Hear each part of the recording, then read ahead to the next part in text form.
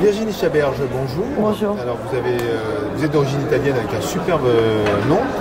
Je ne le dirai pas en italien, mais vous me permettrez de le dire tout à l'heure. Donc vous êtes professeur en agrégé d'art plastique, chargé de mission DAAC, art et citoyenneté. C'est le côté citoyenneté qui va nous occuper tout de suite. On va parler d'une opération, d'un parcours citoyen over the rainbow. Alors rainbow déjà, on va pouvoir expliquer pourquoi, parce que tout le monde ne sait pas ce que ça peut représenter. Oui. Voilà. Bien, effectivement, Over the Rainbow fait référence au drapeau LGBT, LGBTQI+. Alors, on peut nommer l'acronyme avec lesbienne, gay, trans, queer, intersexe et allié, par exemple. Donc, effectivement, c'est une mise en lumière des questions liées à la communauté LGBT. Mais surtout, et avant toute chose, puisqu'on parle de communauté, il s'agit de voir comment certains comportements sont dans l'agressivité, dans la discrimination envers des personnes homosexuelles ou transgenres, et notamment en milieu scolaire. Alors, dans votre parcours, vous associez une association justement de défense et de sensibilisation à ces problématiques de société, et ensuite donc l'art par une production des élèves, c'est ça? Oui, tout à fait. Donc le premier temps est dédié à une intervention en milieu scolaire de SOS Homophobie, qui est une association agréée par l'Éducation nationale et qui permet de questionner les élèves. Ça prend la forme de débats. Donc les bénévoles de l'association interagissent avec les élèves, se questionnent les élèves. Les élèves peuvent questionner également les membres de l'association de manière à apporter de l'information et de la sensibilisation.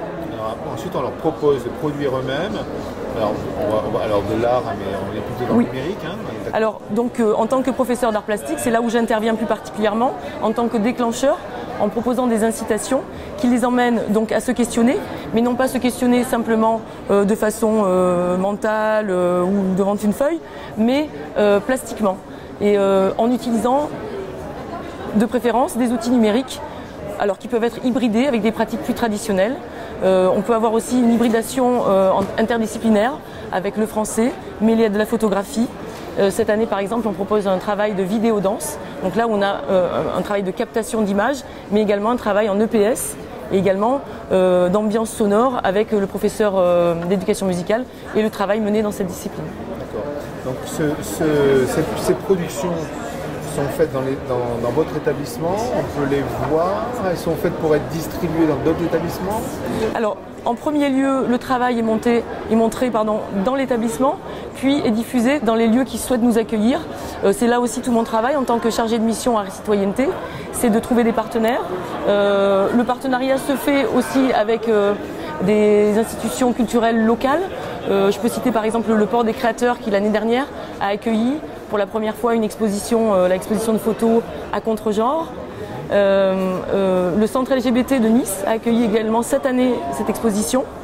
Et nous travaillons également en collaboration avec le lycée du Mont-d'Urville à Toulon, dans le cadre de leur parcours du Mont en transition qui prend en compte l'éducation numérique, l'écologie, mais également les transitions des personnes, les transitions et le bien-être en établissement scolaire.